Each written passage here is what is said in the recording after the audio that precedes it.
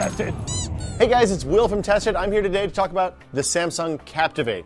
This little Android-powered smartphone is brand new. It just came out on AT&T's network. It's their version of the Galaxy S. It's running Android 2.1, so it's a point revision behind, running Eclair, not Froyo. But there's a lot going for the phone, despite kind of some goofy software that AT&T and Samsung have put on it.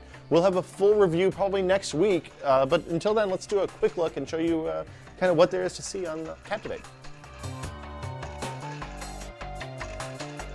The most exciting thing about the Captivate is the hardware. It's got a giant 4-inch AMOLED screen, similar to the Nexus 1 and the Incredible, but it's actually significantly larger than the Incredible, as you can see here. It's running Samsung's own Hummingbird processor, which is another ARM-based processor. It's got variants that includes 3D acceleration, all that kind of stuff. It's basically the same phone as the Galaxy S that shipped in Singapore earlier this year.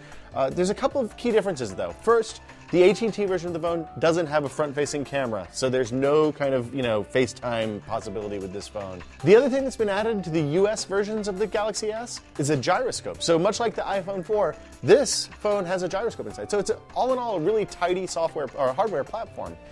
Tons of memory. It's got 2 gigs of memory for applications, because of course on 2.1 you can't install applications onto the SD card. It has 16 gigabytes of built-in memory and a mini SD card expansion slot. So you can add another 32 gigs if you want to pay the high premium for those cards, or buy a 16 gig card for 20 bucks. So far, I've been using the phone for about 4 or 5 days. My big complaint is with the software that Samsung included. They've replaced the standard Android launcher with this kind of weird chiclety type thing where you scroll side to side across menus. There's no smooth scrolling.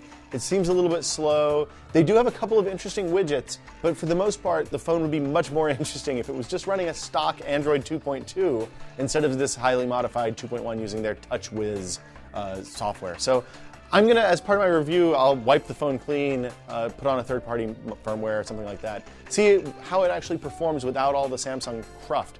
The other thing that they've done with this phone, AT&T has a ton of AT&T branded apps installed on here that do all sorts of things that I find pretty useless. I mean, the Google navigation software is really good. I'm not going to pay for an AT&T nav software.